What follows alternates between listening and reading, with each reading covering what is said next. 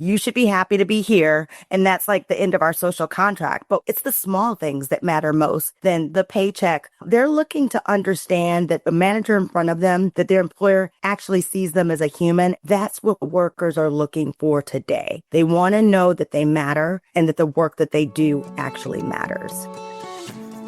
Top leaders, meaningful conversation, actionable advice, bulldoze complacency, ignite inspiration, create impact. Produced by the Southwestern family of companies. This is the Action Catalyst. Are you interested in advertising with the Action Catalyst? Our listeners could be hearing about your brand right here, right now. For details, shoot us an email at info@theactioncatalyst.com. Dr. Angela Jackson is the founder of Future Forward Strategies, a labor market intelligence, design thinking, and strategy firm that helps leaders transform organizations and develop human capital infrastructure, as well as a lecturer at the Harvard Graduate School of Education, teaching the next generation of students about entrepreneurship in the education marketplace. It's wonderful to have you with us, Dr. Jackson. Wonderful. Excellent. Thank you so much. Thank you so much for the invite. Your book, The Win-Win Marketplace, How Thriving Employees Drive Bottom-Line Results, it's a practical guide for leaders looking to bridge the gap between engagement and performance by empowering employees, turning them into decision-making catalysts for equity and growth. Catalyst, that word, obviously got our attention. Let's talk about how you found yourself in this space. How did you come to recognize this problem in the workforce?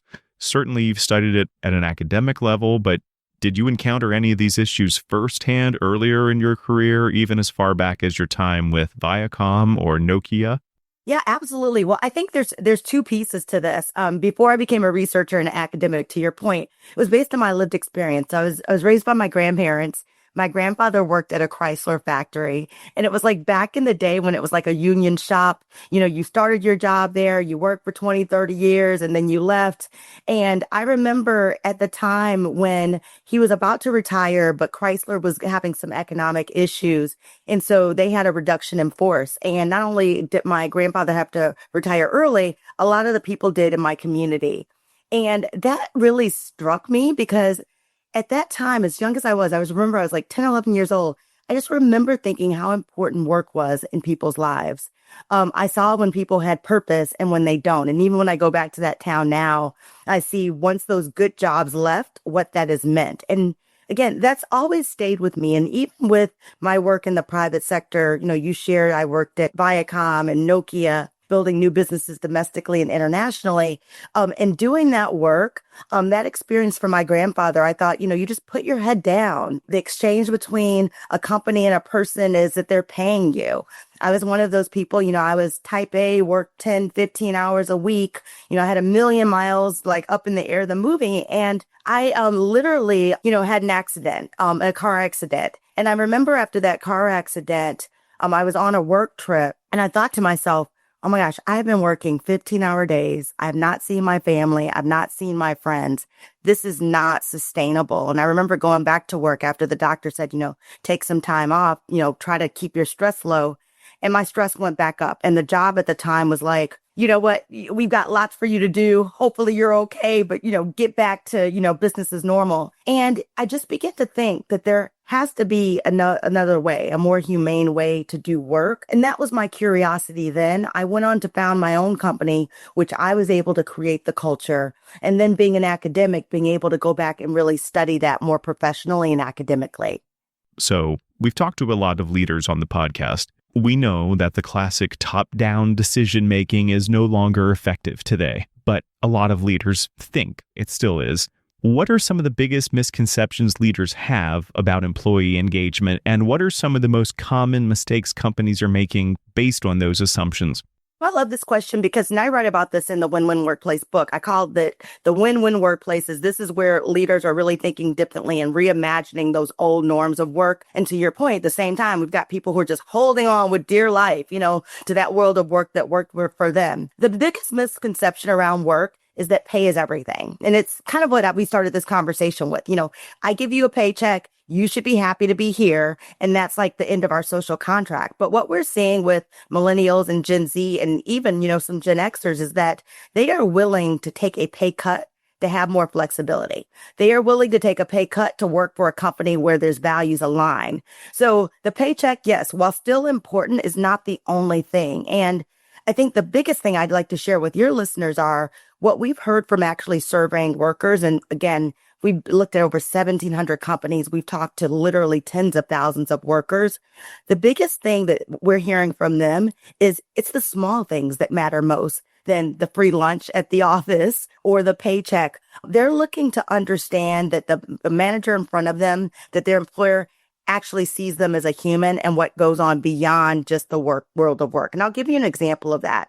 I was called in by a fast casual restaurant, and they had set up a really new generous 401k plan, and they had opened it up to all workers at all levels. The CEO was concerned because more junior workers, some of the frontline workers weren't participating. And so he called me and he's like, Dr. Angela, I would have killed for a benefit like this. We're matching up to 10%. This is amazing. They're going to have money down the line. I said, well, have you asked them? And he goes, well, I haven't. And that's the work that we did together. We went out and surveyed those workers. And what we found was, while they appreciated the 401k, they had other issues top of mind for them. People were talking about that they were still trying to pay back their college loans, right? People talked about, they had children and caregiving, and they were caregiving for elderly parents. And so what we heard from them is that they needed access to more cash today. And so that CEO did two things. One is the dollars that he was going to put in the matching 401k, he gave those same employees the optionality to use those in ways that would matter most to them. So they allowed them to use them on childcare, to pay back college tuition, and other kind of life emergencies when they happen. I'll give you an example. There was another worker whose husband died unexpectedly. They were able to use that fund to actually pay for the funeral.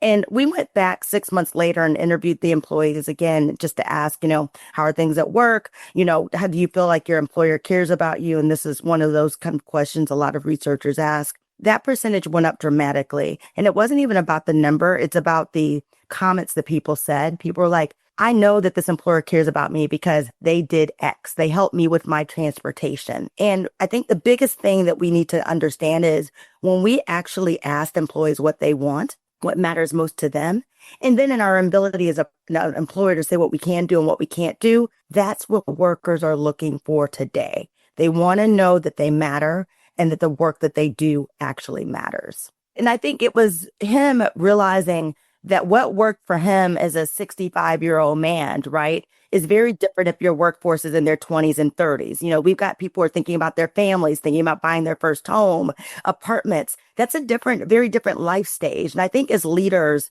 more senior leaders, we need to take a step back. How we grew up, professionally, 80s, 90s, 2025 is drastically different. And so unless we're really acknowledging that as leaders, there's always going to be this difference or friction that we see between generations, right? Because the context really is completely different. And so using that old playbook, it's just going to really put you in a position where you're left behind. Or I tell, CEOs all the time, you're going to lose your A players.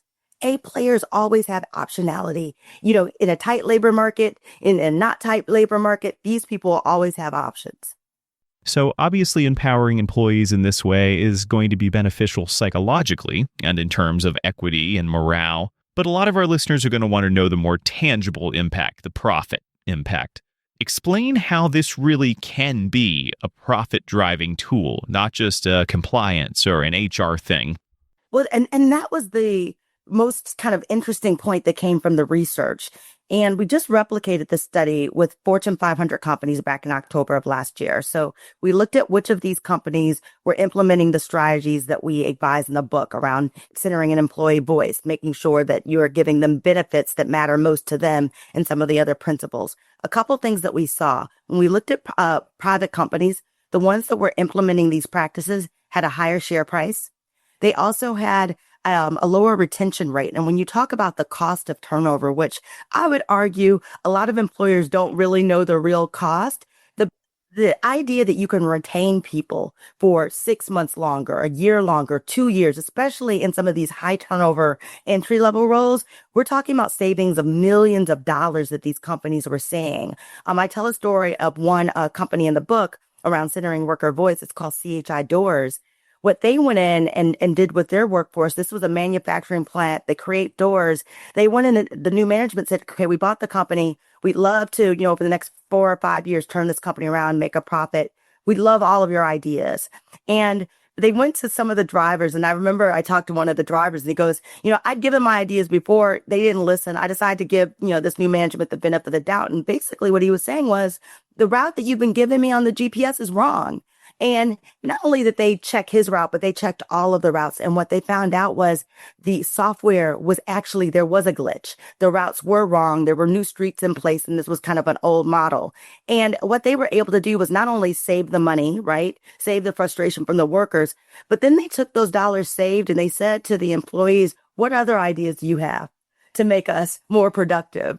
And, another person came with the idea of, why don't we put, air conditioning in the plant? And what the management had seen is during the summers, it was hot, wasn't good ventilation, productivity went down. They took this idea, productivity went up. So I would say to the cynics in the audience is, one, if you're working with a company, first go in and ask them how much turnover costs. See if they could actually give you a figure, even if it's wildly off. Talk about what would happen if you could reduce that by 10%.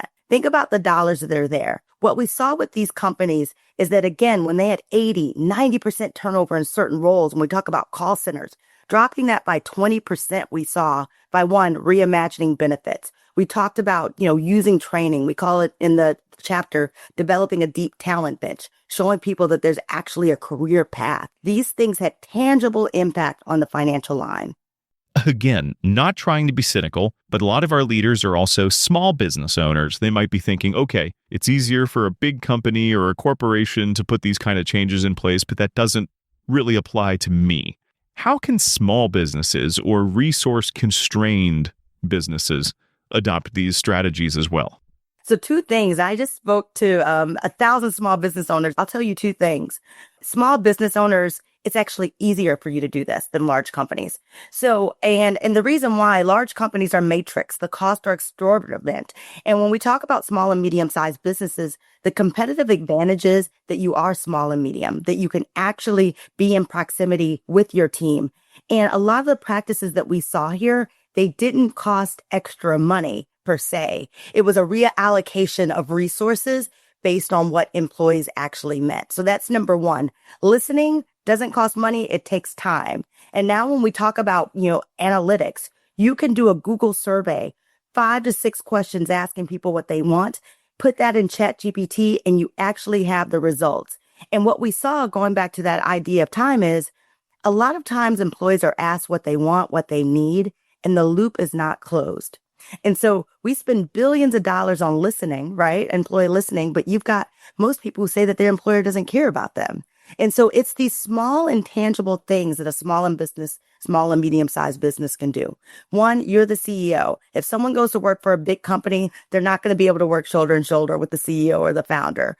2, they actually have a chance to take advance and get to know all areas of the company because of the size of it. So thinking about how you use that as a benefit to actually engage people. Maybe you can't increase their wages, but maybe what you can do, and we saw again, 30% higher retention with companies who gave career opportunities and training. Small and medium sizes can actually do that.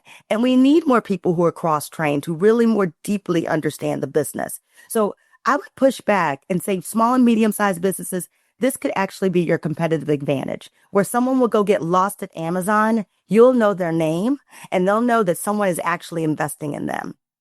So if it is easier for small businesses to put this into place, what are some of the barriers or particular complications that larger businesses have enacting this? What do they need to know as far as how they can get the ball rolling on these sort of things that might be more unique to a business of their size?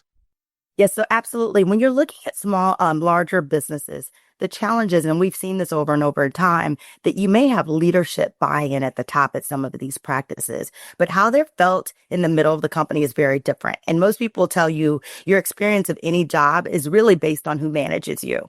And so what we've seen time and time again, and when we did this research with over 1,700 companies, we saw companies that did well. The ones where these practices didn't stick, we had a mandate at the top.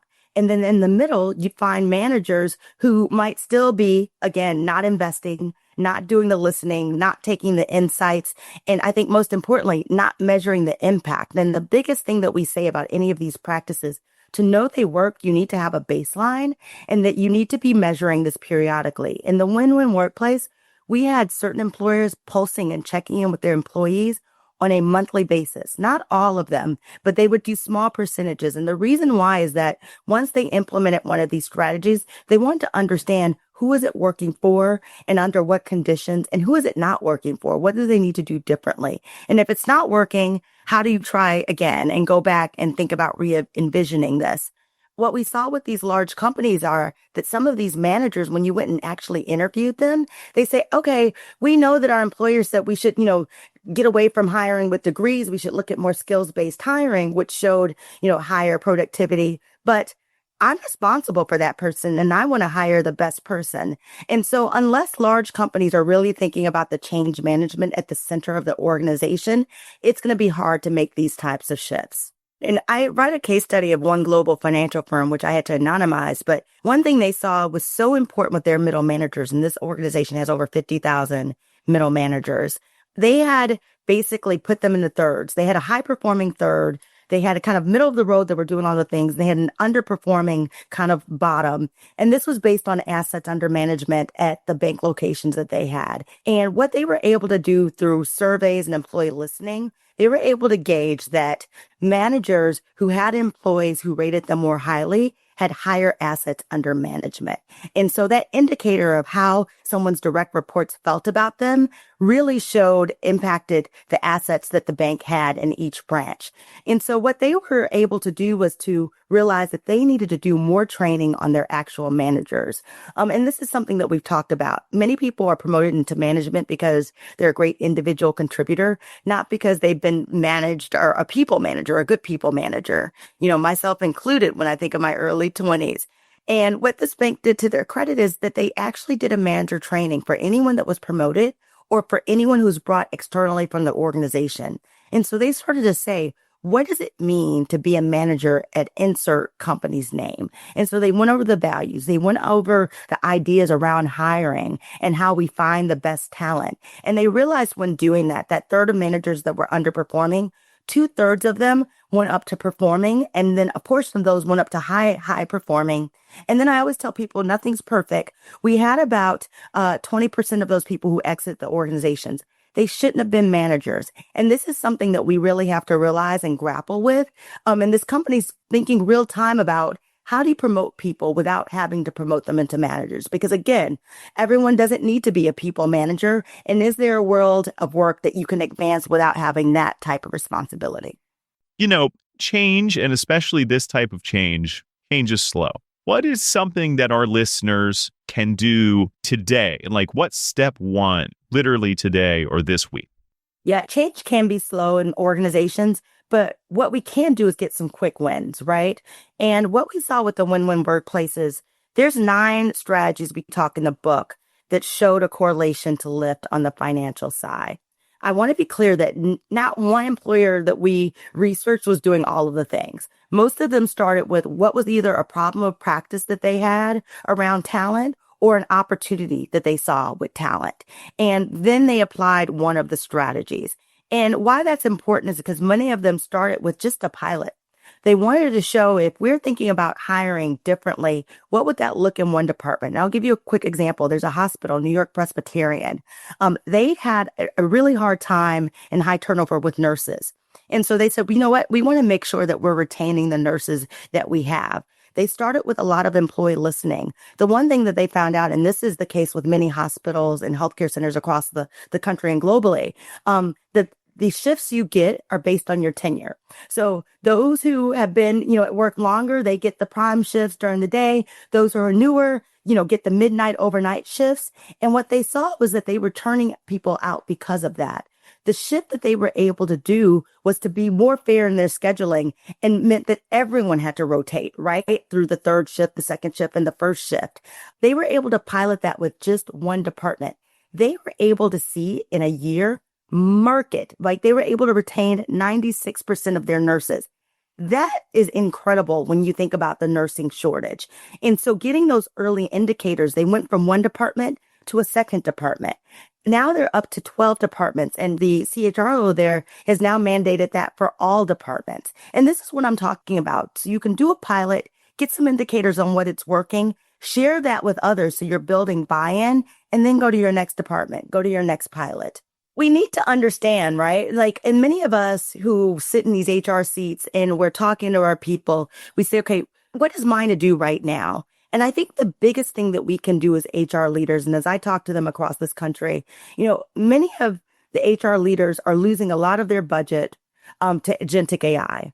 A lot of them have pressures to fill positions, and we know that pay isn't rising. So what can we do? If there's an HR person listening right now, I would advise them to get with your business unit leader, get with the one that's having the hardest time filling positions, that has the highest turnover. And these are the ones that you should experiment with. These are the ones who are feeling the pain, who will be more apt to actually partner with you and want to be creative. And then once you get that proof point, you can begin thinking of other areas where you can apply it. Dr. Jackson, where can our audience learn more and get a copy of the Win-Win Workplace or get in touch with you? Well, two ways. So one is go to readwinwinworkplace.com. That's where you can find the book or wherever books are sold. If you get the book from readwinwinworkplace.com, you get a signed copy from me. You also get a discussion guide on how to use the book. And then they can go to the winwinworkplacesummit.org. This is an annual summit that we do with people, leaders, where we're bringing them together who are actually practicing these practices, measuring the ROI. We're building a community around how you do this work so we can actually, together think about how we reimagine workplaces for thriving. Perfect. Dr. Jackson, thank you so much for making some time for it. I love it. You're so good and very succinct. I really appreciate it. It was a pleasure to meet you. If you enjoy this podcast, please make sure to subscribe. And to stay updated on everything that the Action Catalyst is up to, make sure to follow us on Facebook and Instagram at Action Catalyst Podcast and on Twitter at Catalyst_Action. And as always, thanks for listening.